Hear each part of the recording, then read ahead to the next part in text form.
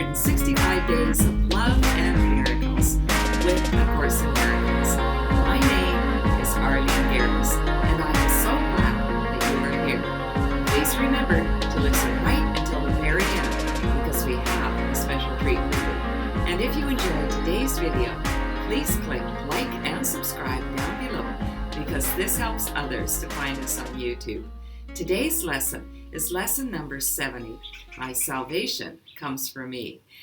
Now, for those of us that were raised in traditional Christianity, this sounds sacrilegious. How, we ask, can we possibly be the source of our own salvation? Please be reassured that this is not saying that we do it by ourselves. We need God's help to get there, but ultimately it comes down to a decision.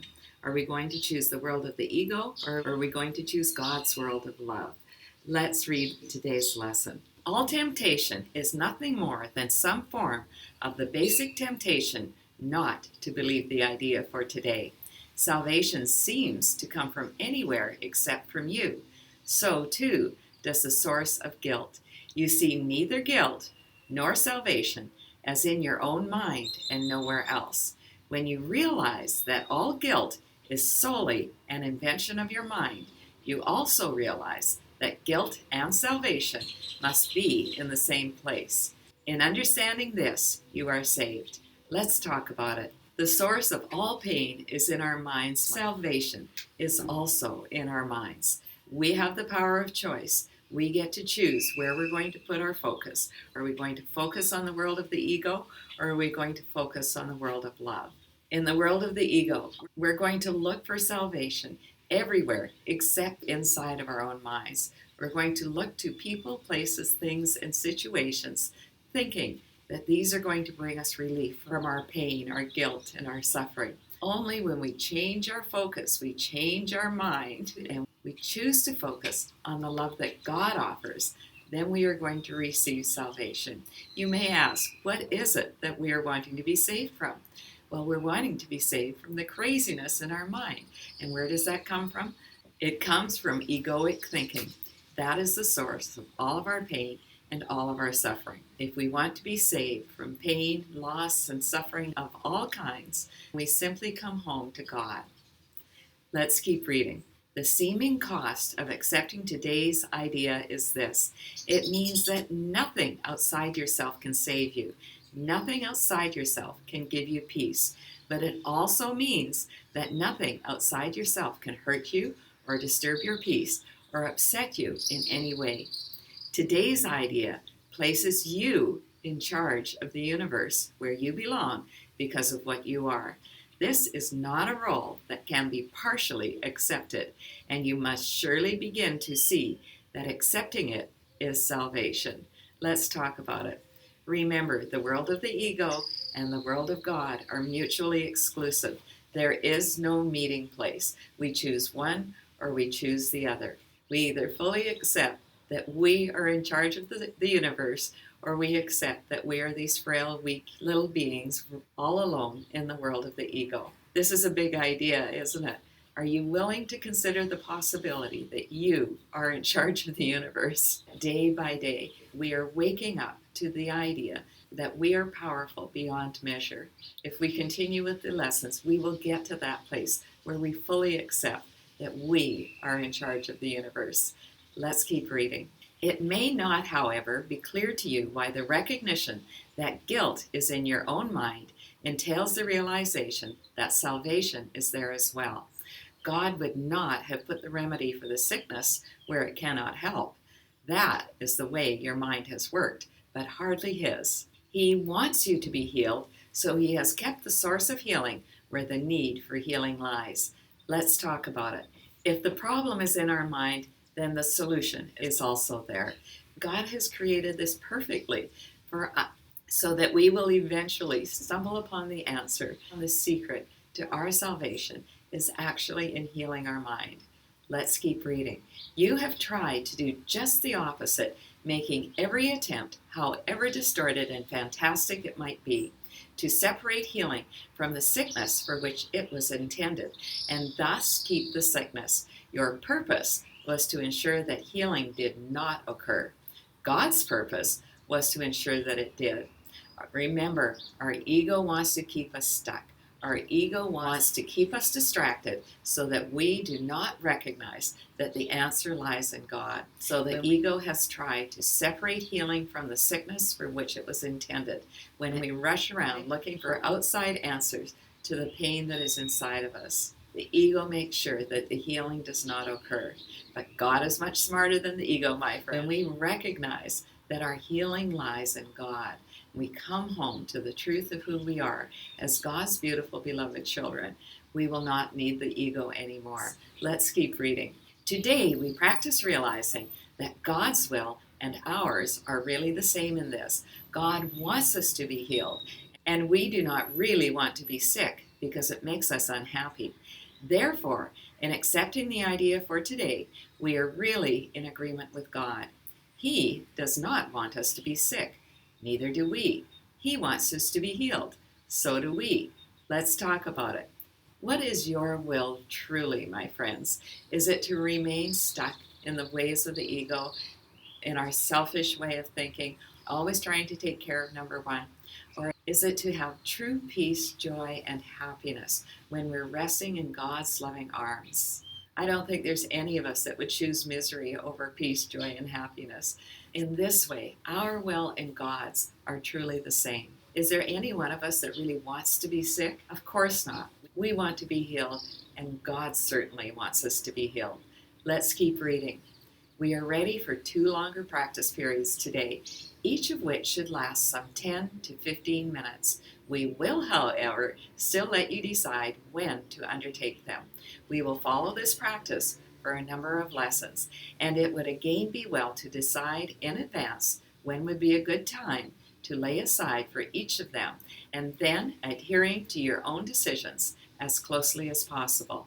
Let's talk about it. We have been doing these practice sessions first thing in the morning, last thing at night. The purpose for sticking with those times is that we start and end our day by coming home to God, reading the lesson, and then sitting in a meditation for 10 or 15 minutes. This sets us up to be in the mind of God, to remember the truth of who we are. When we do that, our entire day is set on the right course. And when we do it just before going to sleep, we bring ourselves a restful sleep and happy dreams. Let's keep reading. Begin these practice periods by repeating the idea for today, adding a statement signifying your recognition that salvation comes from nothing outside of you. You might put it this way: my salvation comes from me. It cannot come from anywhere else. Then devote a few minutes with your eyes closed to reviewing some of the external places where you have looked for salvation in the past, in other people, in possessions, in various situations and events, and in self-concepts that you sought to make real. Recognize that it is not there and tell yourself, my salvation cannot come from any of these things. My salvation comes from me and only from me. Let's talk about it. I would encourage you to take out your journal and answer these questions for yourself. Why do I ask you to write it down instead of simply thinking about it?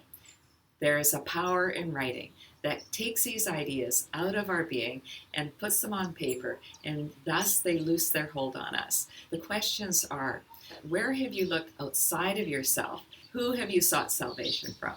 What possessions have you sought salvation from? What situations have you sought salvation from? What events have you sought salvation from? And what self-concepts have you sought to make real? I'll give you some examples from my own life. I certainly sought salvation in my children. I believed that if my children behaved, if they were successful, if they were happy, only under those conditions could I be happy. And it simply didn't work out. It all came to a screeching halt when they reached adolescence and naturally sought to pull away from me. It was a devastating experience because I hadn't found God. I hadn't found that place deep inside of myself where true salvation lies. At that time, I also believed that if I had the right house, the right car, the right husband, the right job, enough money, all of those things were going to fix what was inside of me, and none of it worked. I eventually came to a complete crash. I had a nervous breakdown that took me 2 years before I was able to even function again. We don't need to go that route, my friends. We can recognize before our life comes to a crashing halt. I now see that as not a breakdown, but a breakthrough in which God was able to finally break through my ego and show me the way to true joy, peace, and happiness. Let's keep reading. Now we will try again to reach the light in you, which is where your salvation is. You cannot find it in the clouds that surround the light, and it is in them you have been looking for it. It is not there. It is past the clouds and in the light beyond. Remember that you will have to go through the clouds before you can reach the light. But remember also that you have never found anything in the cloud patterns you imagined that endured or that you wanted. Let's talk about it. Living in the world of the ego is like stumbling around in the dark. We're trying to find peace, joy, and happiness. We're trying this, and we're trying that, and we're trying this, and we're trying that. These do not bring us joy and happiness. We need to break through those clouds. I did that this morning in my meditation, and there's nothing but glorious light up beyond those clouds. We don't have to rely on the ways of the ego. We no longer have to stumble around in the dark. Let's keep reading. Since all illusions of salvation have failed you, surely you do not want to remain in the clouds, looking vainly for idols there, when you could so easily walk on into the light of real salvation. Try to pass the clouds by whatever means appeals to you. If it helps you, think of me holding your hand and leading you, and I assure you, this will be no idle fantasy. Let's talk about it. God is always with us, my friends. God is holding us in the palm of his hand. And when we do our meditations, let's imagine Christ just holding our hand and leading us, showing us the way. We cannot get lost. He is always there. It is no idle fantasy. He has always been with us, and he will be with us through all eternity. Let's finish today's reading. For the short and frequent practice periods today, remind yourself that your salvation comes from you, and nothing but your own thoughts can hamper your progress. You are free from all external interference. You are in charge of your salvation. You are in charge of the salvation of the world. Say then, my salvation comes from me. Nothing outside of me can hold me back. Within me is the world's salvation and my own. Let's talk about it. Here's another big idea. Can you accept that you are in charge of the salvation of the world?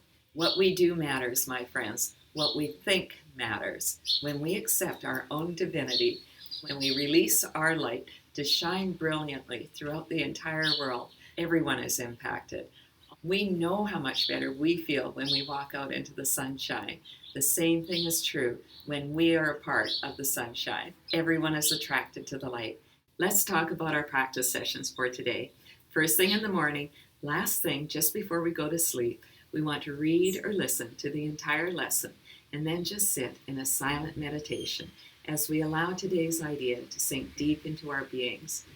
Begin these practice periods by repeating the idea for today, adding a statement signifying your recognition that salvation comes from nothing outside of you. You might put it this way: my salvation comes from me. It cannot come from anywhere else.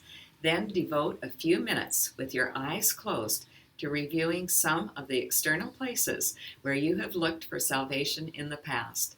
For our hourly practice periods, often in between, and especially when we're upset for any reason, we simply come back to today's idea. My salvation comes from me. Nothing outside of me can hold me back. Within me is the world's salvation and my own. And then we take a minute or two to allow the idea to sink deep into our beings. Thanks so much for listening right until the end, my friends. If you enjoyed today's video, please share the love. Tell others about these videos. Encourage them to start at lesson 1 and only do 1 lesson a day. Are you ready for our special treat? Here we are kayaking with my friend Susan. It's a double kayak. She's doing all the work, and I'm just reclining at the back of the kayak. Boy, it's a good deal for me. It's a gorgeous day out here. There are whales in the bay, but we haven't seen any so far. You'll have to come back tomorrow if you want to see what we saw. My salvation comes from me. Let your light shine forth for all the world to see, my friends. I love you.